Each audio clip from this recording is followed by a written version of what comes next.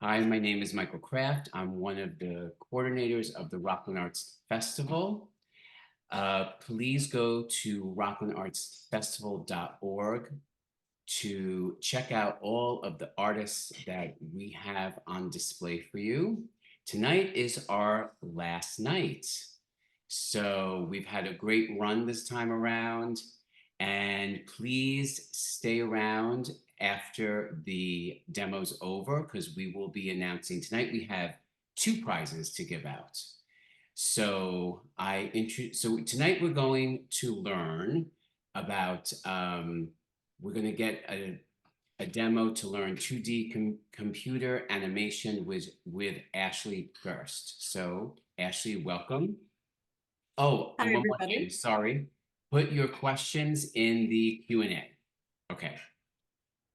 Hi, everyone. My name is Ashley Gerst, as it was already said. I am a resident of Rockland County, very new resident, as of about 4 years ago. Before that, I lived in New York City, and I'm a 2D and 3D animator there. I'm also very recently appointed to chairperson of the Department of Art at William Patterson University. And I am also the animation and game design professor there. I've taught lots of other places like School of Visual Arts, which is also my alma mater. And I'm also freelance for a lot of places in like the greater New York area, and I make my own films. So I wanted to share with you all today some tips and tricks for getting started in animation. So I'm going to do kind of one of the most basic, but yet most important breakdowns on like just the general animation process.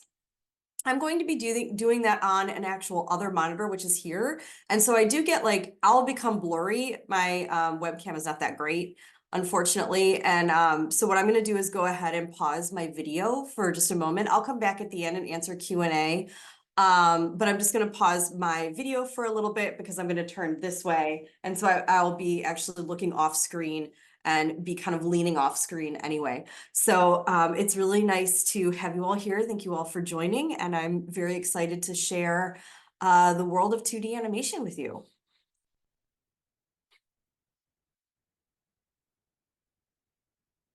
Okay, so you most likely, I believe, would have received an email as a part of this event stating that the software we're going to be using is Pencil 2D.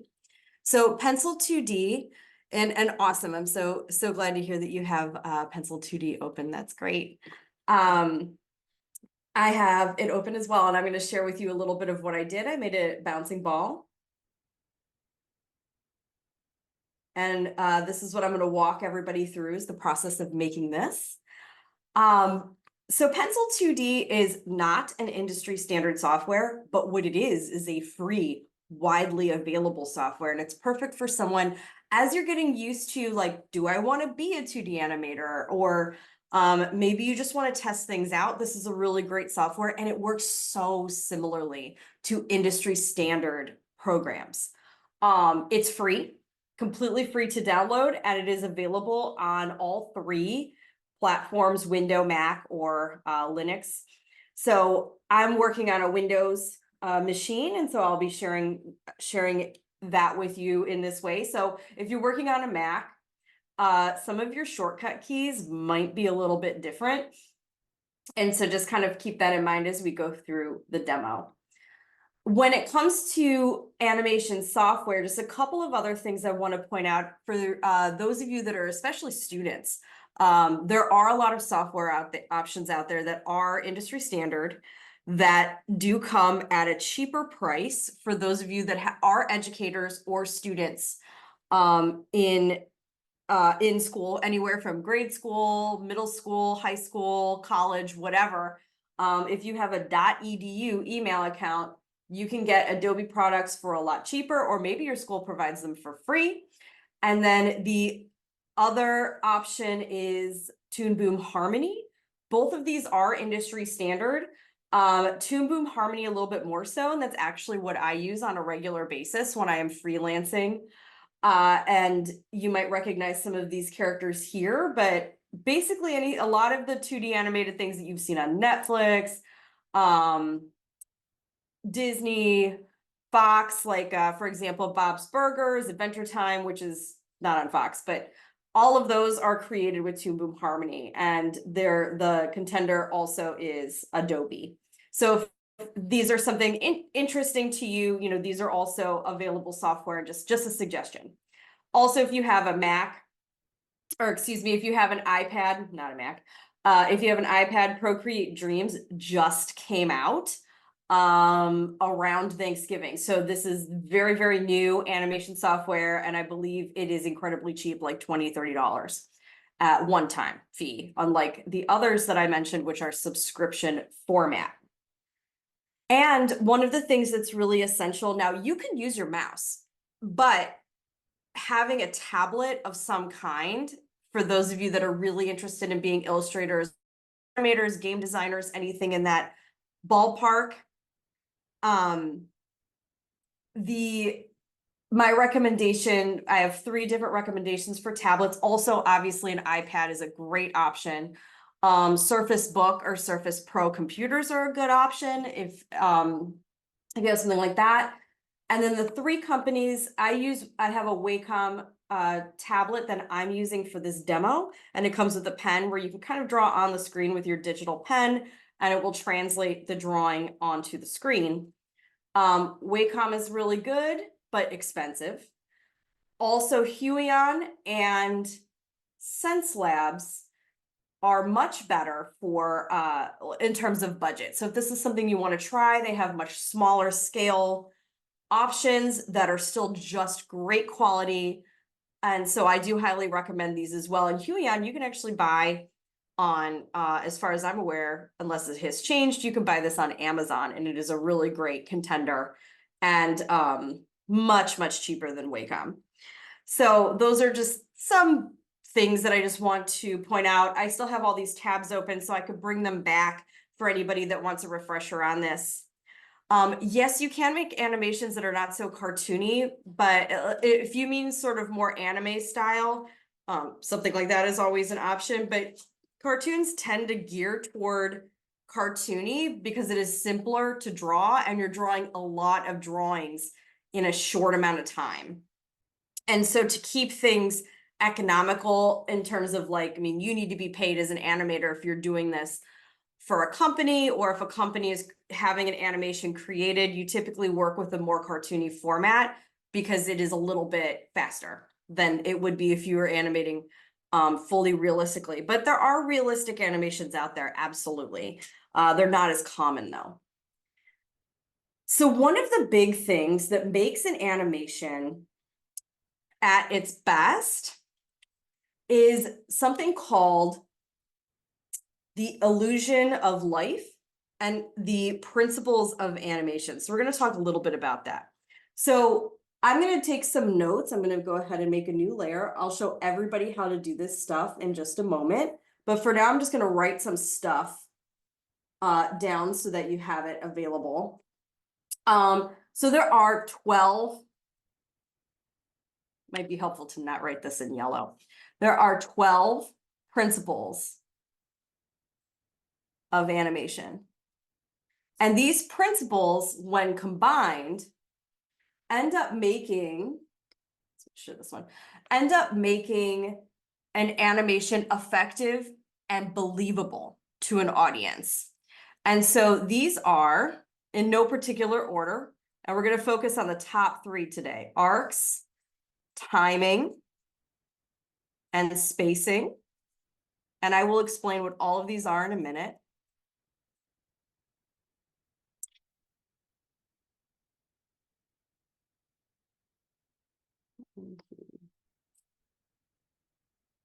I'm not a big fan of how the vector is worked. It's great for drawing, but not so great for text. So let me switch to a new layer. That might generate words a little bit easier here. So arcs, timing, and spacing. Oh yeah, that's much better. We also have squash and stretch. These we are covering today. I also have terrible handwriting. You'd think that for an artist that I would write a little bit more clearly. There's also, in addition to these, we also have slow in, slow out. We have appeal, exaggeration. I believe that is spelled wrong. This is an animation class, not a spelling class. Exaggeration, staging.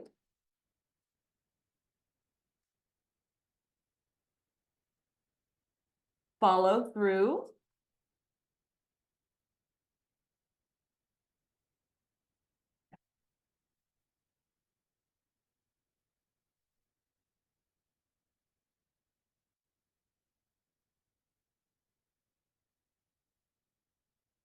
Secondary action.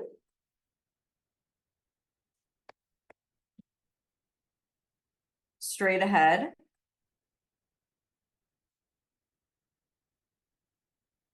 Versus pose to pose, that's considered one. Anticipation.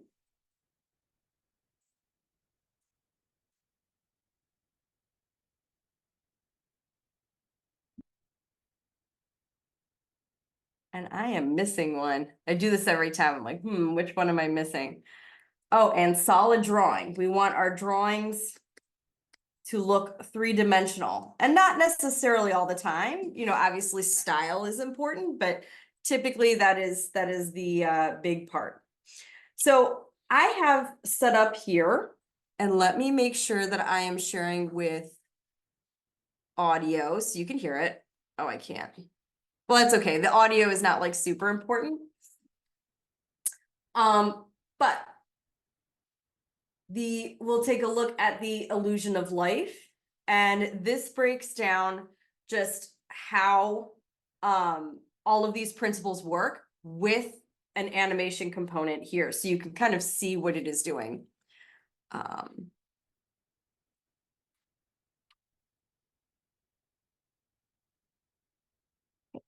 So I'll go ahead and play this, and I will also put the link in the chat.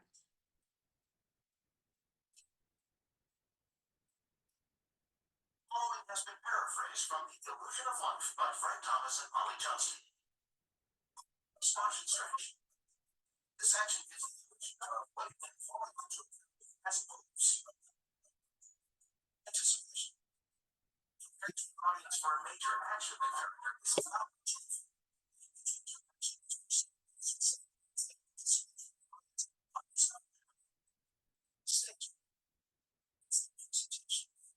so that it is straight close to close. Close to close is starting with drawings done at intervals throughout the season.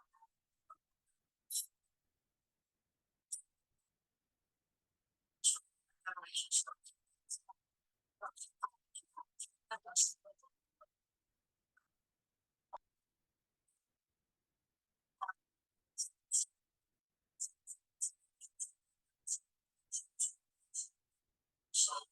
Slow down.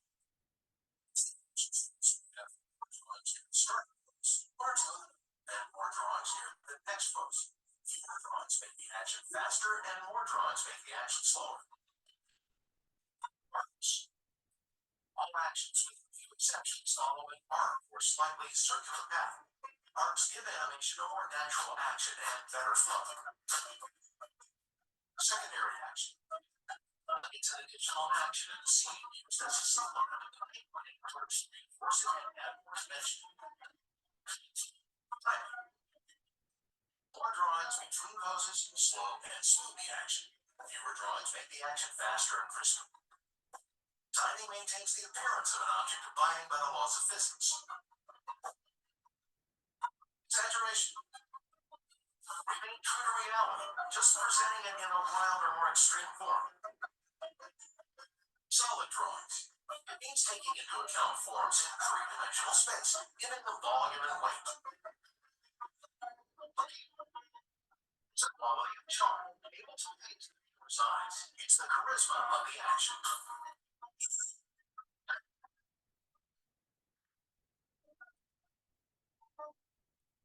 And I'm gonna go ahead and put this in the chat just so that everybody has it as well. Just in case it skipped a bit or anything like that. The other one I recommend, and I'll put this in the chat too, if you've seen animator versus animation, Alan Becker tutorials are great. He goes through walk cycles, he goes through all the principles of animation in greater detail, and he animates through everything, so it's really effective. Today's tutorial is just the first thing that you do as an artist when you are learning how to 2D animate, which is to animate a bouncing ball.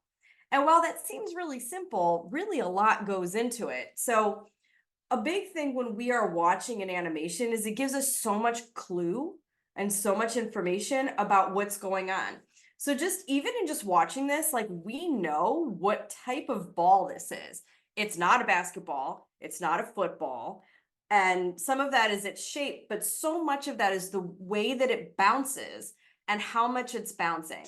If it were a ping pong ball, it would bounce very, very differently. So instead of having kind of like a lazy bounce, it would probably do something like this, right?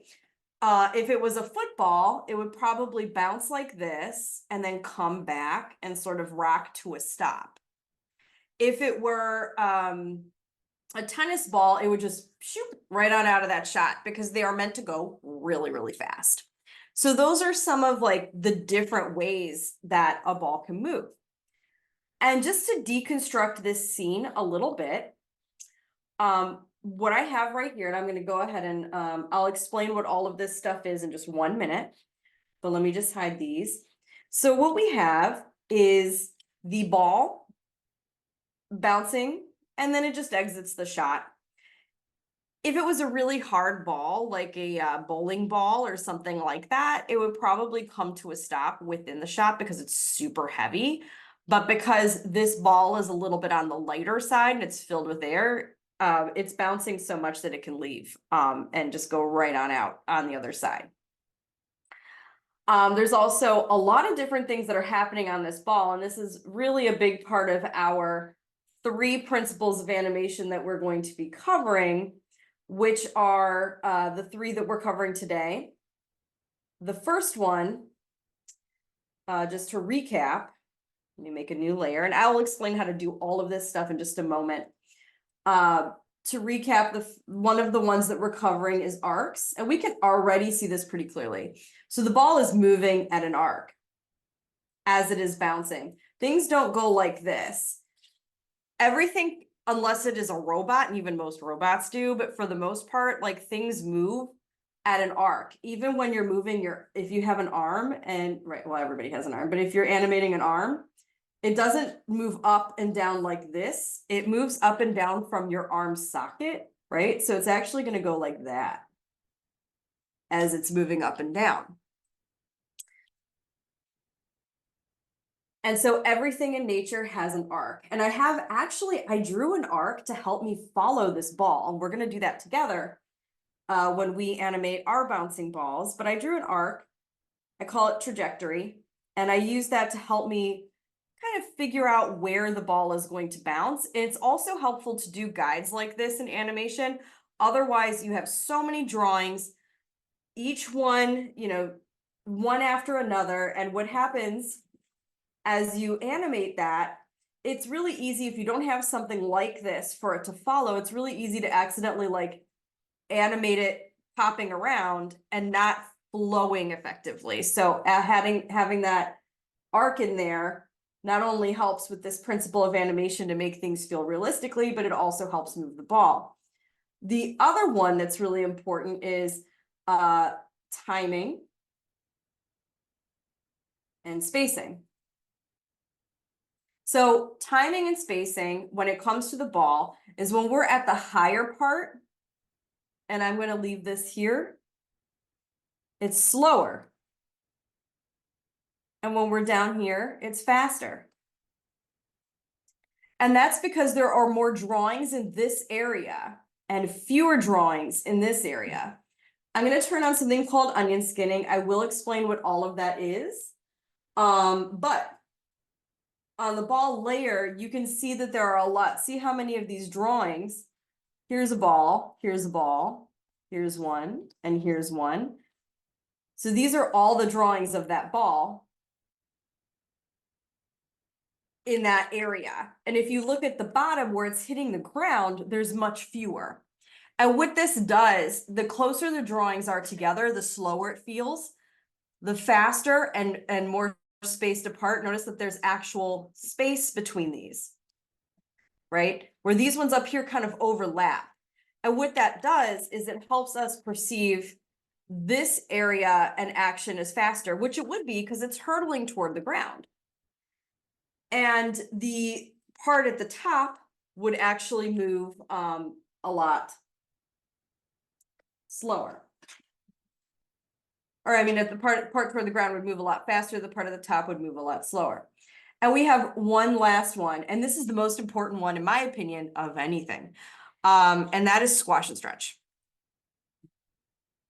And yes, and that is physics. Slower at the top because the ball is slowing down due to gravitation. Exactly.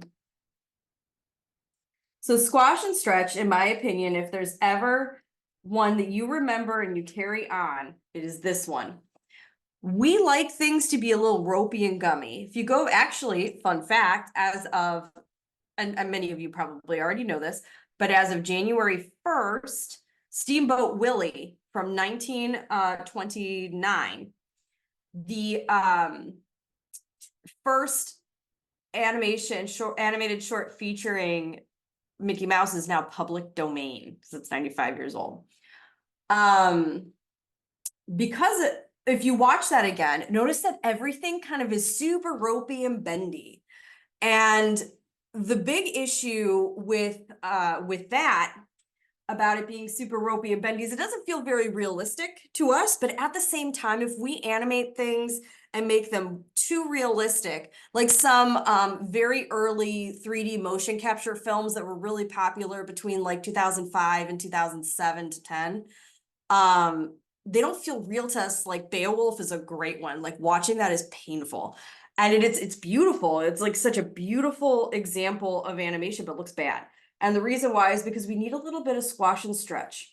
And this is what that basically is when something is slowing down, notice it's round, but when the ball is speeding up, we're seeing stretch. So there's our stretch. And then when we are in this circle here, it squashes. And what that squash does is makes it feel as if it's interacting with the world, but the amount of squash and stretch also gives us an idea of what it's made out of. And if things are a little too stiff, we don't perceive them as real. We don't do what's called a suspension of disbelief.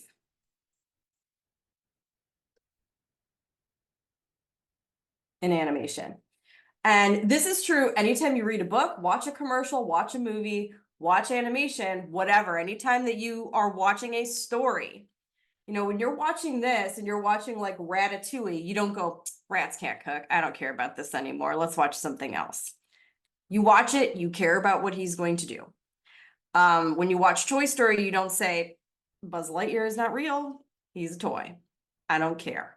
You watch it and you care about what's going to happen to him. That's suspension of disbelief. So adding these principles along with the other, 9, but you want to start slow. You want to do just some at a time. So we're going to do these within this software. So I'm going to make a new document, and so it'll look exactly like your document does. I'm not saving that. So it looks exactly like your document does when you get started. So this is what we both have. A couple things. If you've used drawing software, a lot of this will be review, but a few of the important ones. Up here, you have the ability to use a pencil. They all do very different things.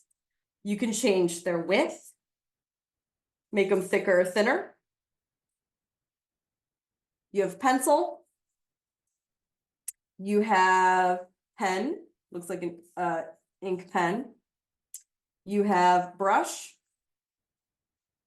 And they're all a little bit different. The brush, as you notice, is a little see-through. The pen is not. So they all have different functions. If you want some more painterly background effect, these ones are great. If you want something to have a nice hard line, like a lot of animation does, this one is the way to go. You also have the ability to use your eraser and erase these. You can also use your selection tool, which is this box, to grab something, then grab your selection tool and move that thing somewhere else. So you have to use your bounding box first. You select what you want to move, grab the move tool and move it. Your shortcut keys are pretty synonymous with what Photoshop or anything else does. B is brush, P is pen, E is eraser. And then if you hover over, selection is V for the selection tool. But if you hover over these, if you ever forget and you like to use shortcut keys, so for example, the pencil tool in this software is N, because the P is being used by the pen. So if you hover over it, it will tell you anyway. So I'm gonna clear frame, which is this little recycling box up here, to remove all my stuff out of the frame. You can also change color. You could do that here. And one thing that's really important with animation, and this is why you have a color palette hanging out here, a little bit different, possibly depends on the drawing software, but it might be a little bit different from some of the other software that you have used. But the option here for colors, you can actually create a new one. So if you make this green, then you hit plus, it has made you an extra color. So if I like, oh, well, I also need red, plus. So why would you want to do that? If you're animating somebody, and this goes way back, Disney used to do ink and paint, right? So then the animators would animate in pencil and hand over pencil drawings on like very thin sheets of white paper over to the paint and ink department. And then they would transfer that onto a clear piece. It's called acetate. But it's a clear piece of paper, basically, that's like made out of plastic of some kind. And then they would paint over it to paint the color. So they would have to have Mickey's exact shirt and Minnie's exact polka dot colors and stuff like that. Because if it was off, you would notice as the audience watching it. You would be like, oh, those colors are off, when it would switch to the next shot. So this is how you maintain all your colors here, so you don't have to keep finding them again. But if you need to find something or you want to color pick and choose colors from something else, you can use this little dropper. So if I take this dropper and I hover it over a color, it will swap me back to that color too. So if you forgot to save this, you could always use your little eyedropper to change your color back to what you want, then save it. So far, let's talk a little, now that we've covered this, I'm gonna clear that again. Let's talk a little bit about layers and how they work. So to start, you have a few different options here. You have what's called a bitmap layer and a vector layer. If you're familiar with Photoshop, vector is basic, or excuse me, if you're familiar with Adobe, bitmap is basically Photoshop, vector is basically Illustrator. Meaning it's a vector layer. You could play with both of these. It gives you one of each, so you could play with it. The camera is a bit beyond the scope of our hour because we're already, a half an hour in. So this is a bit beyond the scope of this particular demo, but there are a lot of tutorials for this online too. So vector layer, you might notice when you grab your pen and shape that it does something a little bit different. To be entirely honest, if I had to say what I prefer, you could see that these do something very, very different than they do when you're on your bitmap layer, which makes them look a little bit softer and kind of like easier to blend. So bitmap is a bit easier in terms of like a painterly interesting effect. So what I like to do is I like to animate on a vector layer and I like to draw my backgrounds on a bitmap layer. And that's typically like how I like to work. And the cool thing about, let me get rid of these, about the way that this works is you can choose which one you want. So when you make a new layer to put something on it, so you can have as many layers as you want, populate that layer with stuff you like. the way I like to consider it, and my best advice is the more layers, the better. It's better to have too many than to have too much stuff, too many layers, than it is to have too much stuff on one layer, because it sometimes can make it hard to edit. So if you want to make changes or you don't like something, it can be really hard to make that adjustment if a lot of stuff is on that layer. So for example, if you have your background and your ball on the same layer, it's going to get really difficult really fast, especially if you're trying to select stuff and move it. So sometimes it's really nice to kind of switch it up. So I'm going to make a total actually of 4 layers. No, 3 layers, excuse me. I'm going to make a background. I'm going to make a trajectory layer to help me with my animation, and I'm going to make a ball layer. My background layer is going to be a bitmap layer. And then the other 2 are going to be vector layers, because that's what I prefer. There's no wrong answer. You can do whatever you want. And the only wrong answer is if you don't like it. You know, that's it. There's no wrong way to work with this stuff. So I'm going to delete this vector layer. To do that, just select it and hit, well, actually, no. Yeah, I'll go ahead and delete it. If you want to delete a layer, select it and hit minus. And then it just double checks, because it says this cannot be undone. So make sure you want to get rid of that. I'll keep this bitmap layer though. And I'm going to go ahead and go all the way to frame 1. That's this. And I'm going to begin drawing. By default, it will only allow you to put something here. What is a frame? Let's talk a bit about that. A frame, and you've probably heard this term a lot, especially if you're interested in gaming. A frame is like a slot within a second of animation. So when you see FPS, that's frames per second. 24 is typical. We're going to be working with 12, because even though something is 24 frames per second, that's just what gets loaded onto a television. Typically, every animation you watch that is an American animation is 12 frames per second, even Disney. There are some exceptions to that, but that's the standard rule. They just put it in a 24 frame slot, which means that in 1 second of time, there are 24 like little slots. It kind of looks like piano keys. And you put a drawing. So drawing 1 would go in these 2, would go in 1 and 2. And then drawing 2, so this is drawing 2, would go in 3 and 4. If you're a fan of anime, I just went and saw The Boy and the Heron. If you're a fan of anime, and that can be Crunchyroll, that could be, you know, Studio Ghibli, whatever, any of that kind of stuff, that is 8 frames per second, because they're highly detailed. So we're going to work with 12. And what this actually does, it's called a persistence of vision, because if you go too low, then it's not going to look like movement. Our brains won't, we're tricking our brains into thinking this is movement, and our brains won't think it's movement anymore.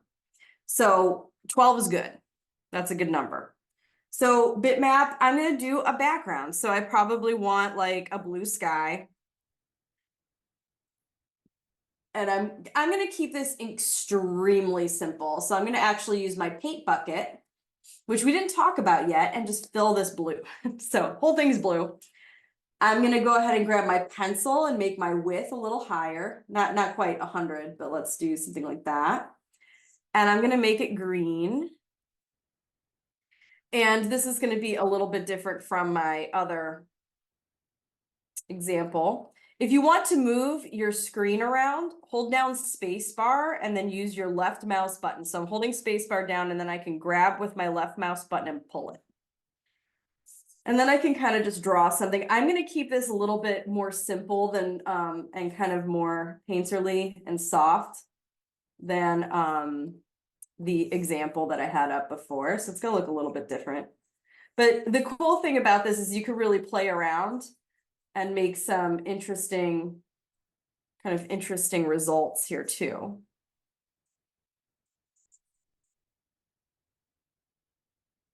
And let's go darker. So you can get like a nice painterly, and I'm doing this very quick because we do not have a lot of time, but you know, get a nice painterly effect. I'll make the width a little smaller and do some blades here and there kind of sticking up. And so what I recommend doing is just spending some time playing with these tools before you really want to make anything. I forget who said this now, but it'll probably come to me later tonight when this demo is over. But every artist has like 10,000 bad drawings in them. You just have to get them out. That's true anytime you're working with like a software or anything like that. So I think that it would be, you know, like really helpful to just kind of spend some time playing. We don't do that a lot. We always feel like we have to make something important and perfect first, and really playing is and practicing is how you get there. So I have some grass. Maybe I would draw some like variation up here, like maybe let's do. You can also change transparency. So the closer to the solid black, the more, and you can see this number is at 92%.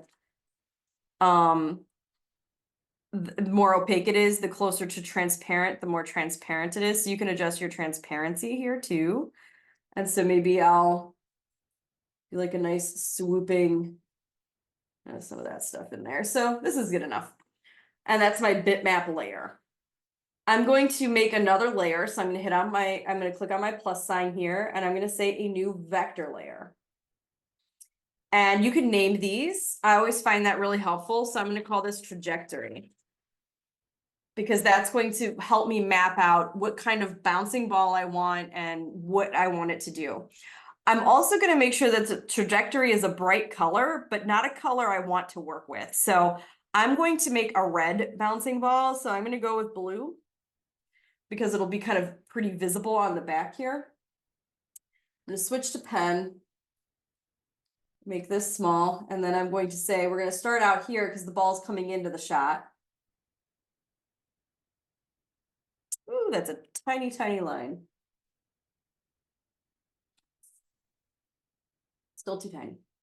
There we go. It's going to come into the shot, up.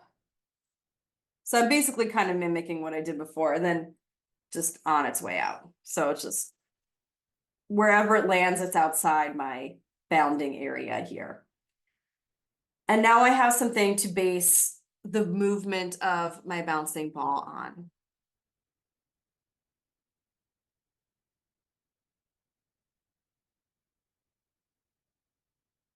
Now that I've done that, I'm going to make another layer and call this a new vector layer.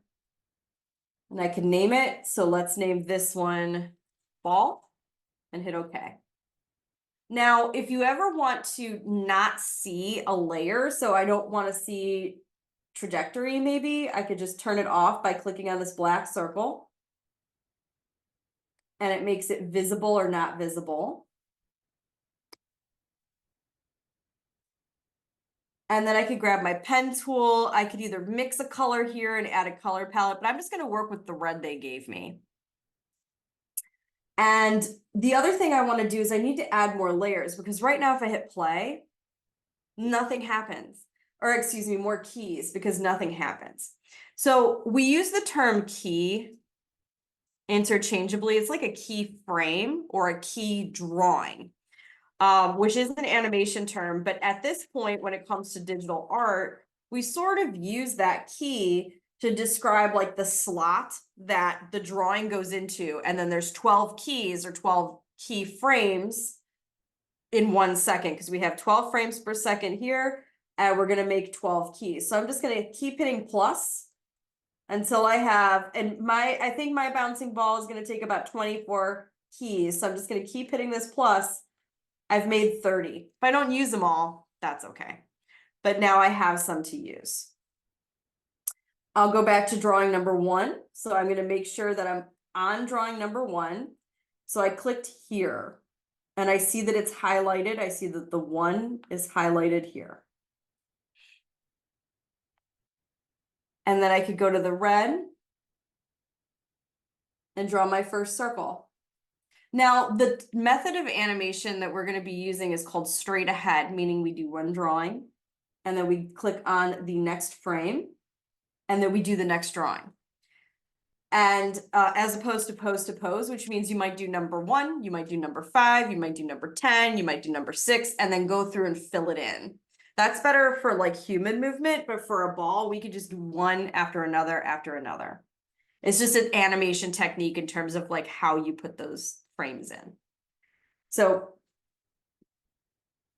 I did my first drawing. There we go. And you'll notice when I go to the next one, see how it gets, the further along in my timeline I go, it gets soft in terms of color and slightly transparent. What that's showing me is something called onion skin. I love that term. It just basically, what this means is it shows you the previous drawing and the drawing in the front. So when you're looking at drawing number 2, it's showing you drawing number 1 and drawing number 3 at the same time. So you can uniformly animate and put your drawing where you want it to be. So I'm at the top of the bounce, which means that I know that this bounce needs to be at, I need to have more frames closer together. So maybe frames 1 through 4 are going to be kind of in this area before they start getting further away from each other. So I'm going to go ahead and do the next one here. Whoops. And you want to make sure that you keep the ball the same size, which right there, I just wasn't. It was too big. And then I'll go to frame 3. And you have 2 ways of doing that. You can click right here at the top, or you can use your comma and period keys on your keyboard, which I prefer because it's a little bit easier for me, but you could do either one.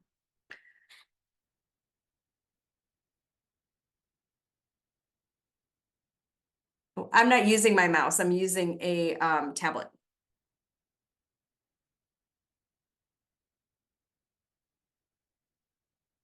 And so I'll draw frame 3. And just to make things a little bit easier, I'm going to put the number next to them. So I'm going to go back to frame 1. This is 1.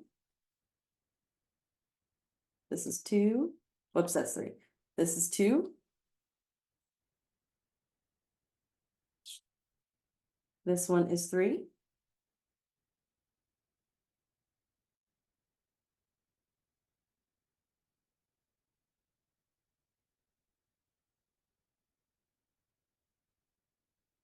And then you could even watch the animation already. So if I click here, I can already see it happening. I'm gonna undo. I don't like how some of these look, so I'm just gonna go ahead and remove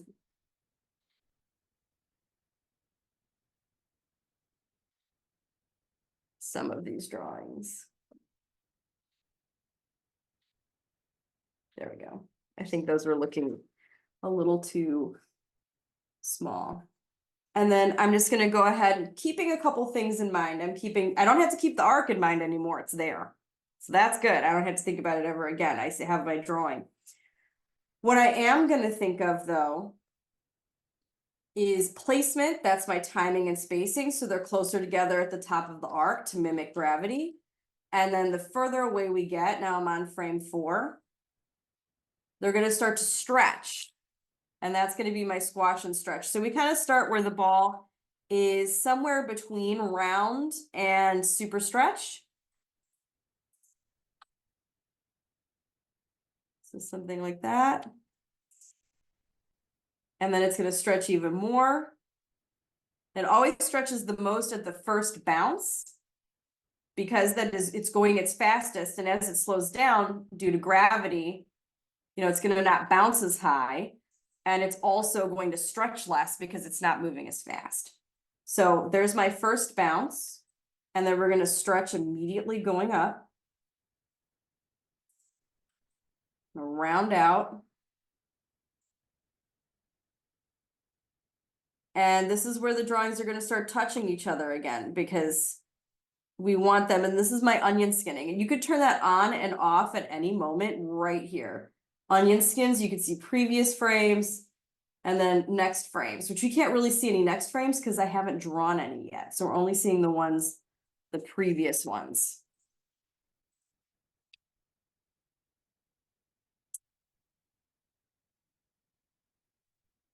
And then we continue.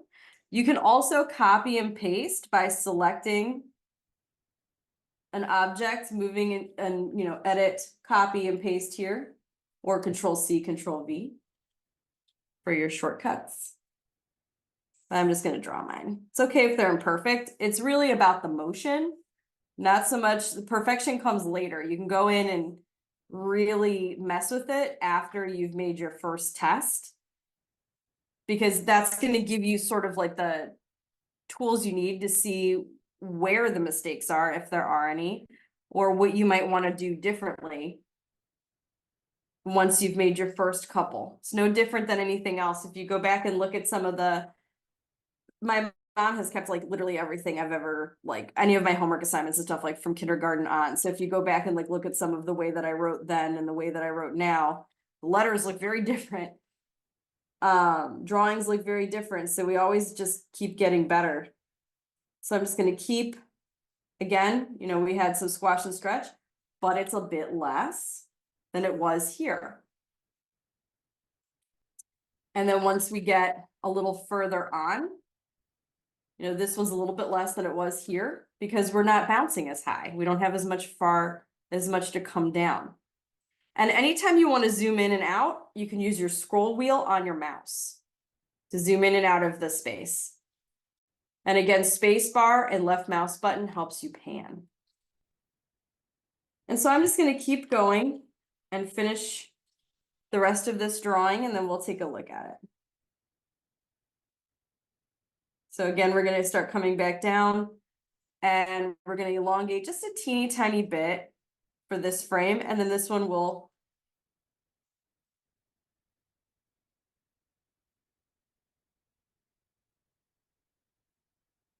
squash. We'll stretch again. And then the ball is going to just kind of bounce on out of the shot. So after this frame, I don't need to draw anymore because when we make this a movie, we won't actually see it.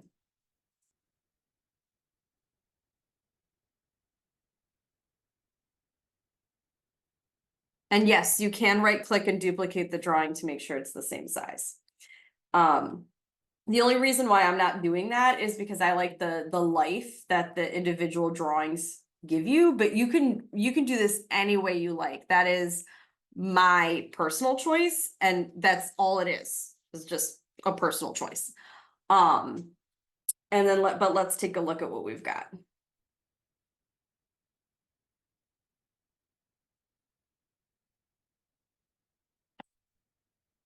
We had the trajectory that makes it a little bit better.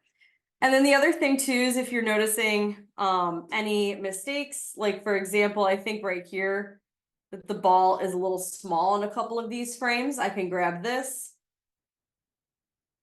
and then grab the corner and scale it. Got to grab my selection tool, and then I can scale it a little bit. And I think I need to do the same thing to the next one.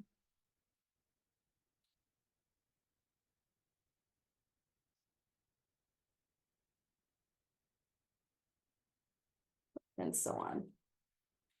So I might need to do that for a couple of them, but for the most part, I'm pretty, well, happy with it.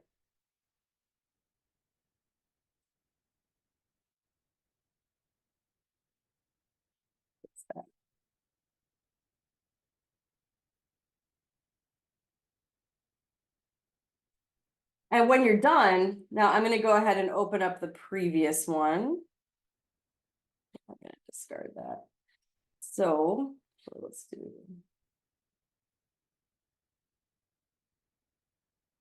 Open recent.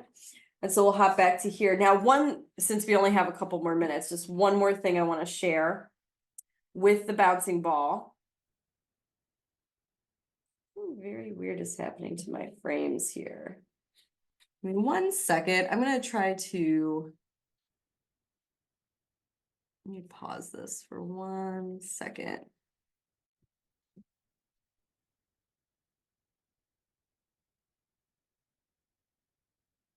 And let me see if I can fix this.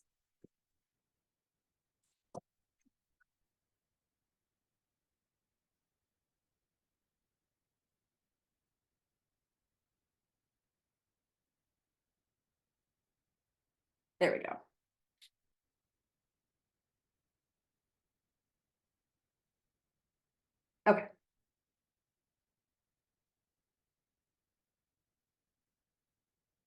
So one other element that can be really helpful with a bouncing ball is to add, like I put a star on here. To give it a little bit of depth, but it is not something that needs to be done. It still works just as well with a plain flat shape. So this issue that we're seeing here, this is like a glitch within, and that's what I was doing when I paused the screen, is I paused my screen for a minute, is I actually restarted the software to fix that. So if you're ever seeing that, just restart it. That is one of the downsides of a free software. While it's a really great tool and you can do so much with it, and I absolutely love it, sometimes it can get a little bit buggy in a way that, like, say, Adobe software or Toon Boom Harmony will not, because they're generating, you know, the subscription content, like money, from the subscriptions, so that they can fix those really quickly. Otherwise, they would have a mutiny. And so sometimes what was happening there is it was glitching with my onion skins, and it was all of a sudden, like, once in a while would pop and show me them. So that was what was happening there. And I restarted the software, and you can kind of see it just happened there again. I restarted the software to kind of fix that bit. But that's basically a bouncing ball, and the best way to animate is to continue practicing. I do highly recommend Alan Becker's tutorials. They are excellent. And I can answer any questions anybody has. I'll go ahead and start my video again so you can see me. You know, again, I was using a Cintiq that's here. It's a double monitor, so I was really kind of like this the whole time and you couldn't see me. So does anybody have any questions for me or anything they'd like me to touch on? Yeah, very welcome.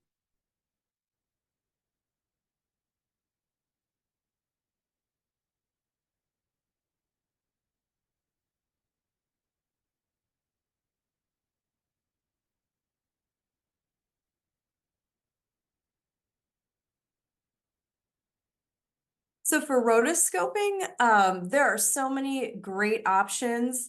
One of the ones that I really recommend, well, first of all, if you haven't, I recommend two animations, Scanner Darkly and Waking Life. There's also a rotoscoped series, which the name is escaping me right now. I can't believe that, because it's like one of my favorites. But there's a rotoscope TV series also on Amazon that I recommend checking out. Rotoscoping, some of the easiest ways to do that is probably After Effects, but you really could, like, take footage and put it into Toon Boom or put it into Animate and use that as well. And in fact, I actually rotoscope a lot of 3D work for like I'll animate a 3D camera moving through an environment, and then I'll rotoscope that and say, like, Toon Boom Harmony by just bringing in that as a video. And it makes it really easy. I will admit I have never done that with Pencil 2D. I would probably say that that's a little bit sophisticated for what Pencil 2D can do. And I would recommend something more along the lines of Toon Boom Harmony for something like that. Are there any other questions I can help answer?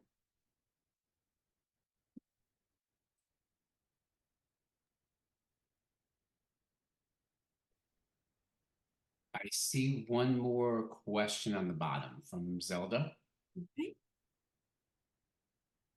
She downloaded the Okay. pencil software and it asked how I want to open it, but I don't know what program place it goes. Oh, that's for the iPad. Unfortunately, I don't think that it can be used on an iPad. Only a PC computer, a Mac computer, or a Linux computer. But if you're using an iPad, I recommend Procreate. Where'd it go? Like my desktop background. I recommend Procreate Dreams is real. It's very cheap and it's only a one payment. It's not a subscription. And it is perfect for the iPad. It was literally made for that. So I would recommend using that instead of Pencil 2D.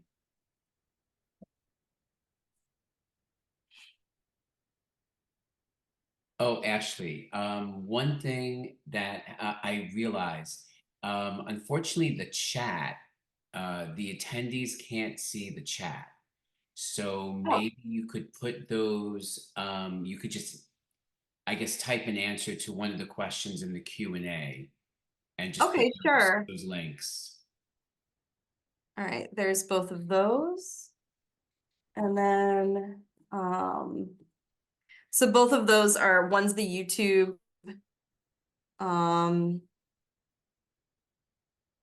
the Alan Becker tutorials, which are great 2D animation tutorials.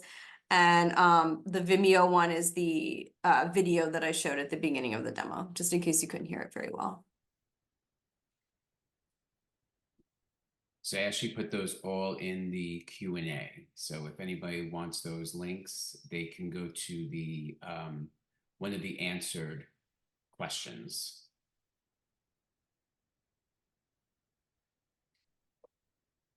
Okay, any other questions?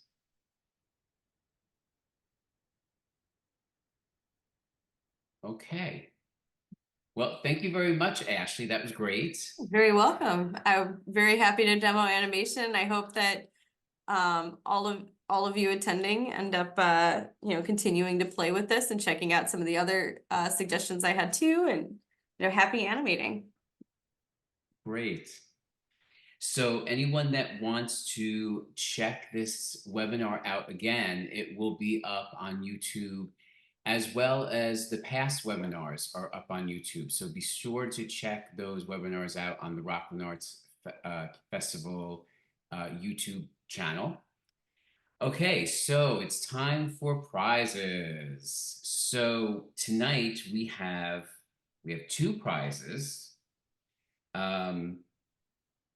They are both winners will get the same prize, which is 2 Levity Live Comedy Club passes, which admit 4 people.